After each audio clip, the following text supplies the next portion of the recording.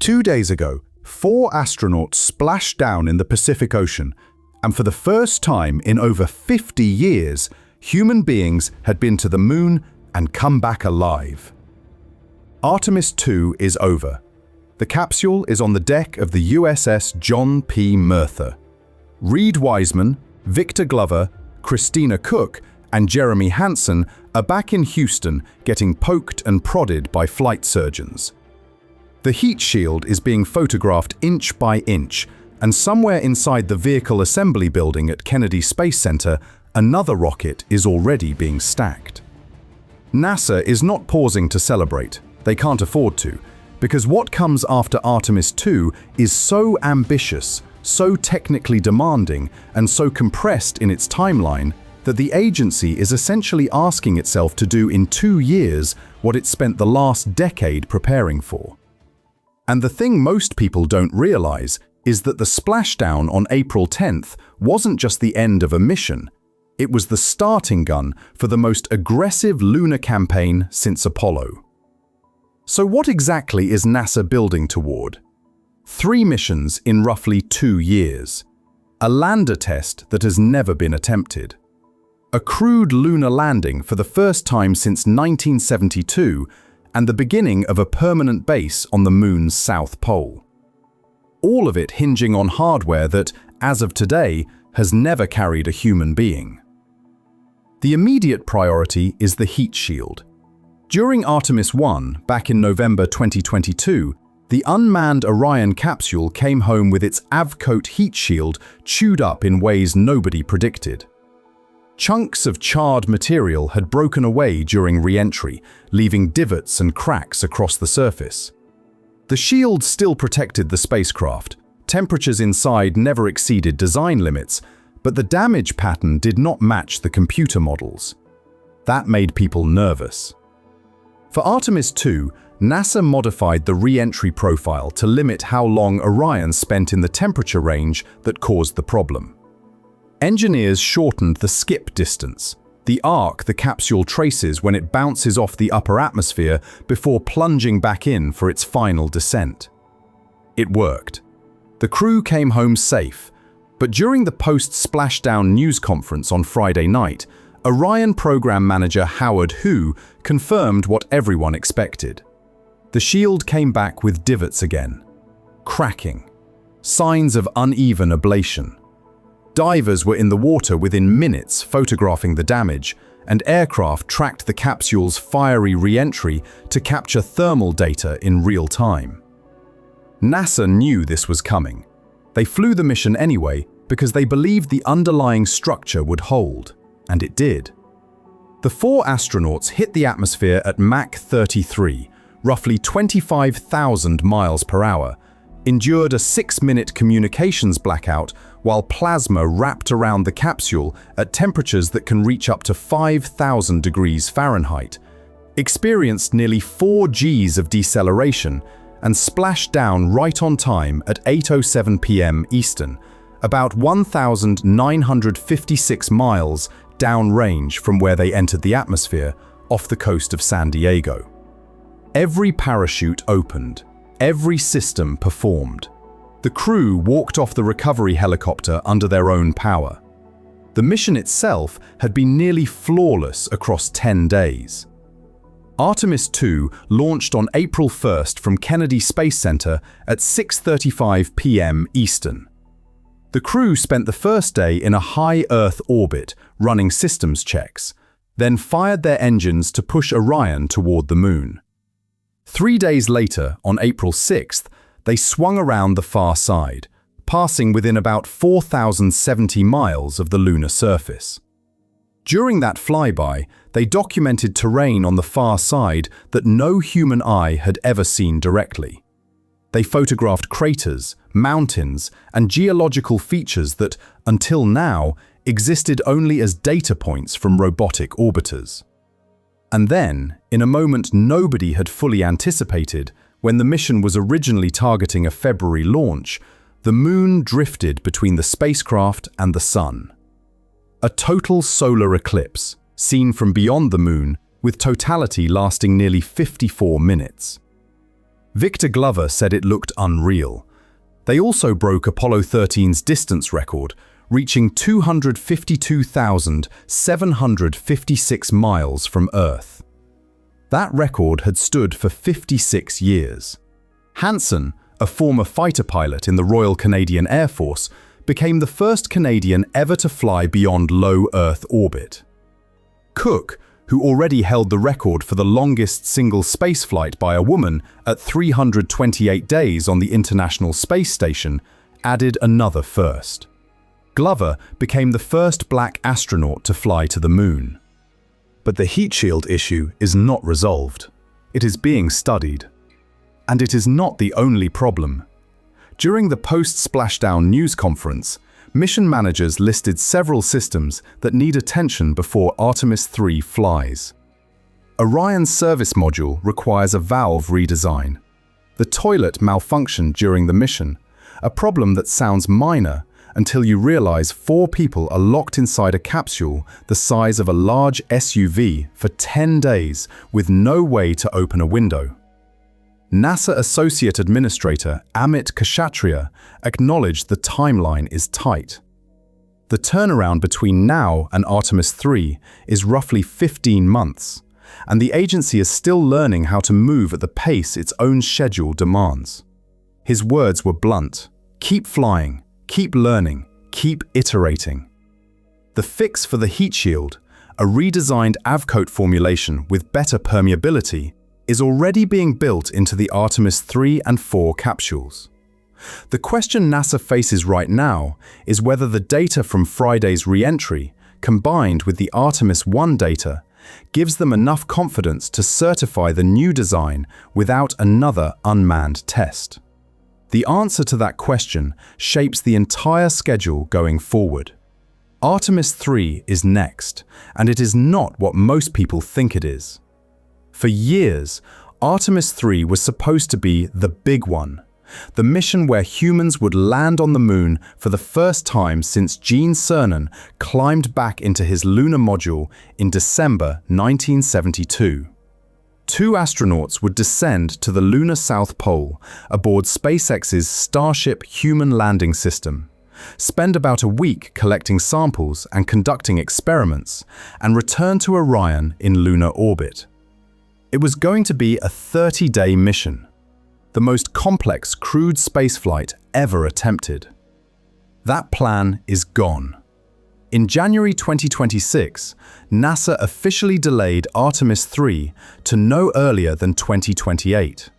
Then, just 5 weeks later, on February 27th, NASA Administrator Jared Isaacman flipped the script entirely.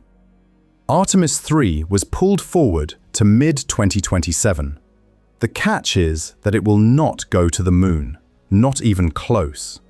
Instead, Artemis III will launch a crew of 4 aboard Orion on the Space Launch System, fly to low Earth orbit, and attempt something that has never been done with these vehicles. The crew will rendezvous and dock with one, or possibly both, of the commercial lunar landers, SpaceX's Starship HLS and Blue Origin's Blue Moon, which will have launched separately on their own rockets. The astronauts will physically enter the landers, test propulsion systems, evaluate life support, check communications, and for the first time, try on the new Axiom extravehicular mobility unit spacesuits that future moonwalkers will wear on the surface. Think of it as the Artemis program's dress rehearsal.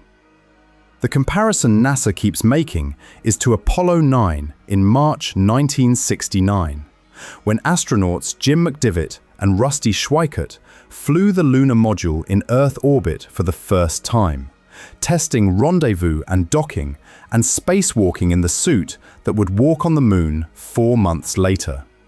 Apollo 9 never gets the glory that Apollo 11 does. Nobody remembers it as the dramatic one, but without it, Apollo 11 does not happen. Artemis III is that mission.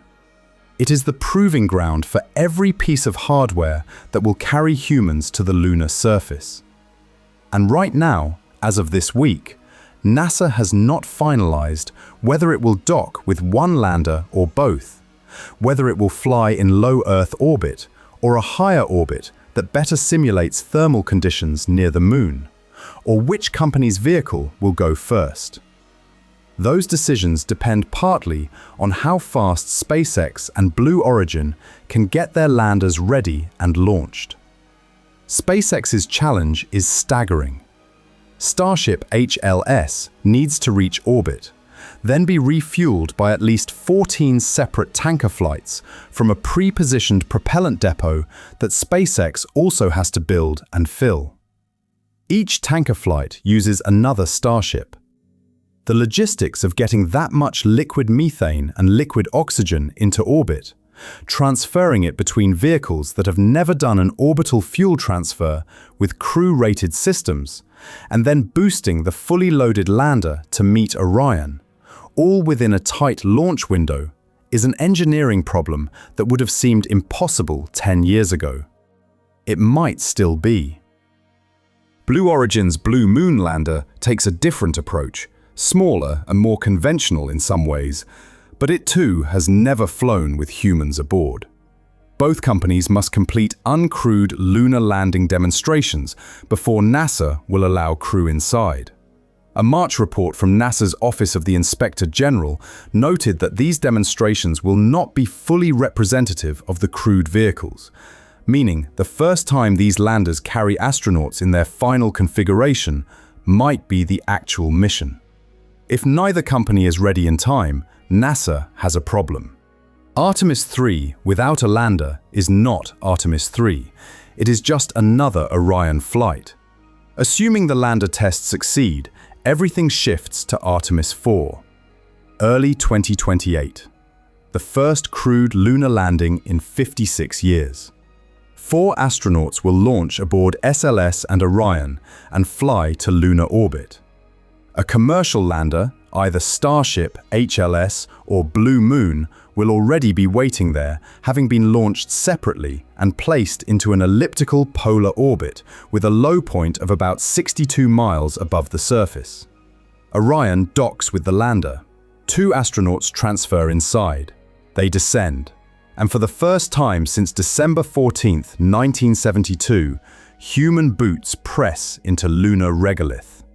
The landing site will be near the Moon's south pole, a region that no human and very few robots have ever visited. The South Pole is nothing like the flat equatorial plains where Apollo astronauts bounced around in low gravity under constant sunlight. The South Polar region is a place of permanent shadows, where the floors of certain craters have not seen sunlight in billions of years. Temperatures in those shadows drop to negative 390 degrees Fahrenheit, and trapped in that cold, according to orbital data from instruments like the Lunar Reconnaissance Orbiter, is water ice, possibly a lot of it. If you could stand at the rim of one of those permanently shadowed craters and look down, you would see nothing. Absolute blackness, no atmosphere to scatter light, no reflected glow. Just a void carved into the surface of the Moon, cold enough to freeze carbon dioxide solid, holding ice that may have been delivered by comets billions of years before life existed on Earth. That ice is the reason NASA chose the South Pole. Water means drinking water for astronauts. It means oxygen to breathe. And when you split water into hydrogen and oxygen, it means rocket fuel. The South Pole is not just a scientific destination. It is a gas station for everything that comes after. NASA has identified 9 candidate landing regions near the pole, each containing multiple specific sites. The final selection depends on which lander flies and what its capabilities allow. Some sites offer better access to permanently shadowed regions. Others provide more consistent solar illumination for power generation. All of them are in terrain far rougher and more complex than anything Apollo ever attempted. The 2 astronauts will spend approximately 1 week on the surface. They will conduct at least 2 spacewalks using the Axiom suits tested on Artemis III. They will deploy a seismometer, called the Lunar Environment Monitoring Station, designed to listen to the Moon's internal vibrations and map the structure of its crust and mantle. They will collect samples from a region of the Moon that has never been touched by human hands. And then they will climb back into the lander, ascend to orbit, dock with Orion, and ride home.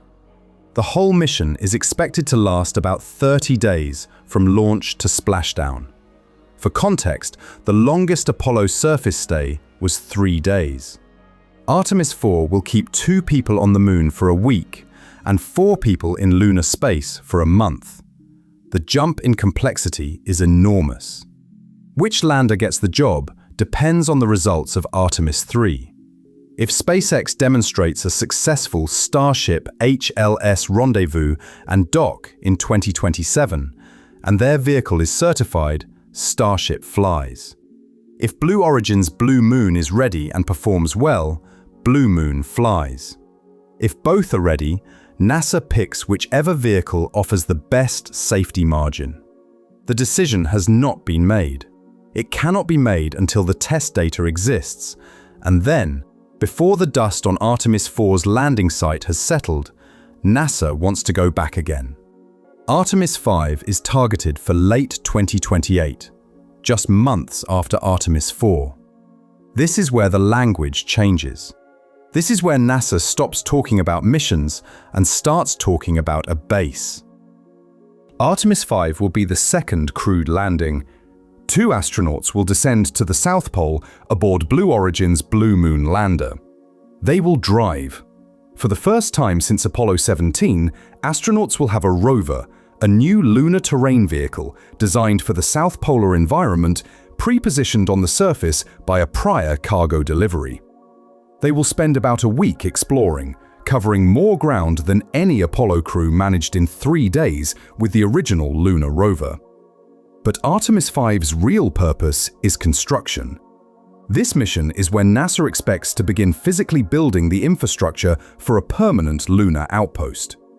The details are still being defined, but the architecture calls for power generation systems, communication arrays, and mobility platforms delivered to the surface by robotic cargo landers under NASA's Commercial Lunar Payload Services program.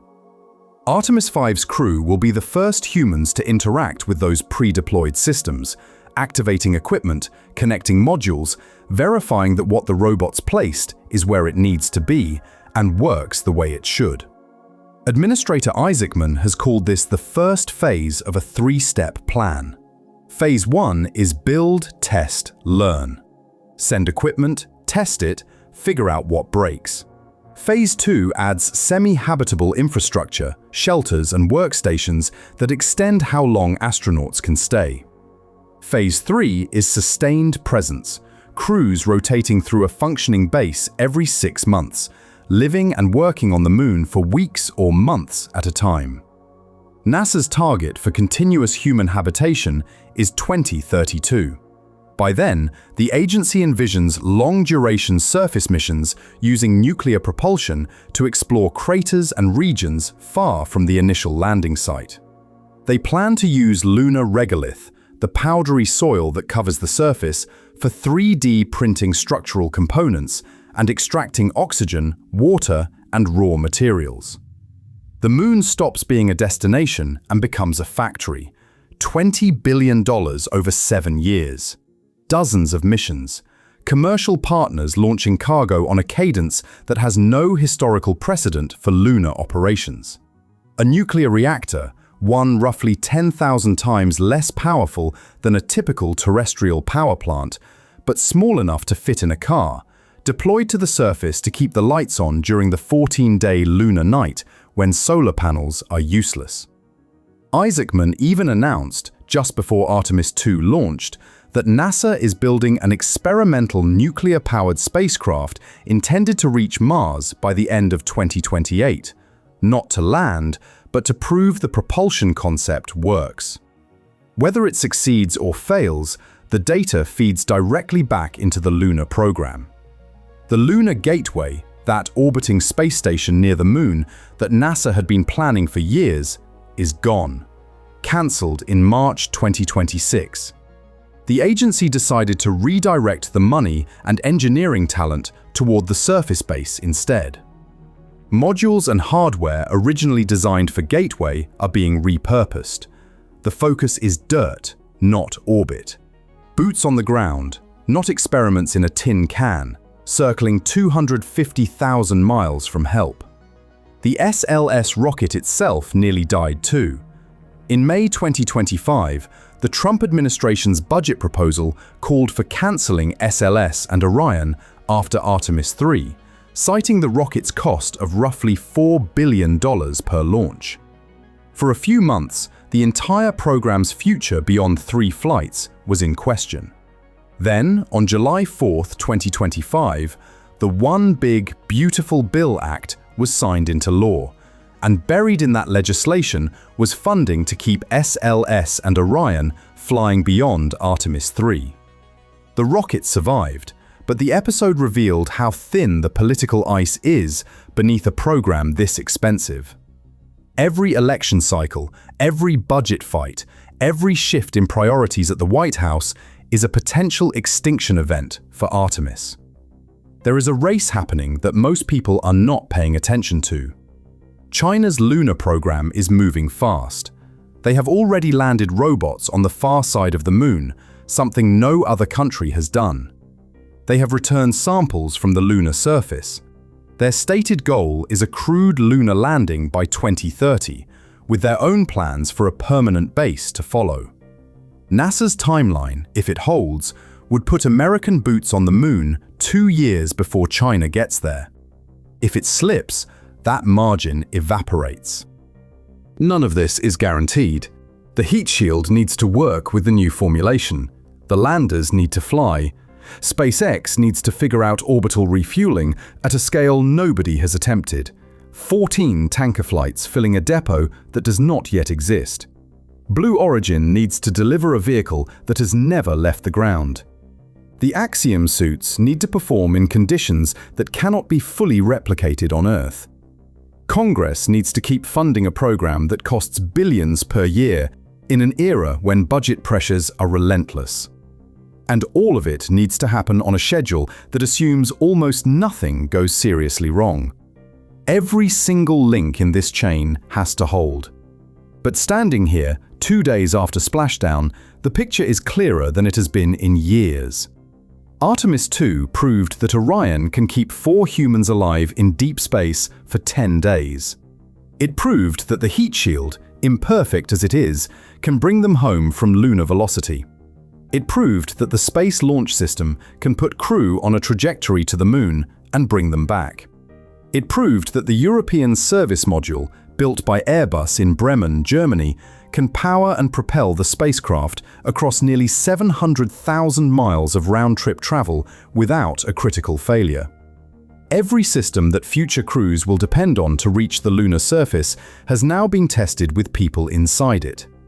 That did not exist 2 weeks ago. Wiseman named a crater after his late wife, Carol, during the flyby.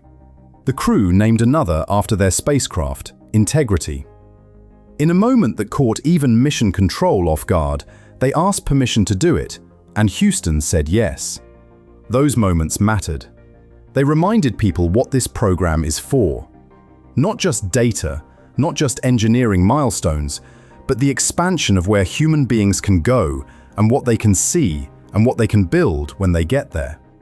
15 months from now, if everything holds, another crew climbs into Orion. They will not fly to the moon. They will stay in Earth orbit and practice docking with a lander that is supposed to take the next crew down to the surface. It is not glamorous. It will not break distance records. It might not even trend on social media for more than a day. But it is the mission that makes everything else possible. And after that, the landings begin. One after another, roughly every year, each one building on the last, each one leaving a little more infrastructure behind. Power systems, communication relays, a rover, a habitat, a reactor. Pieces of a base that, if NASA's plan survives contact with reality, will become the first permanent human outpost beyond Earth. The race back to the moon has been running for years. What changed 2 days ago is that it finally feels real. The capsule is home, the crew is safe, the data is being collected, and the next rocket is already being built. The question is no longer whether we can get back to the moon. We just proved we can. The question now is whether we can stay.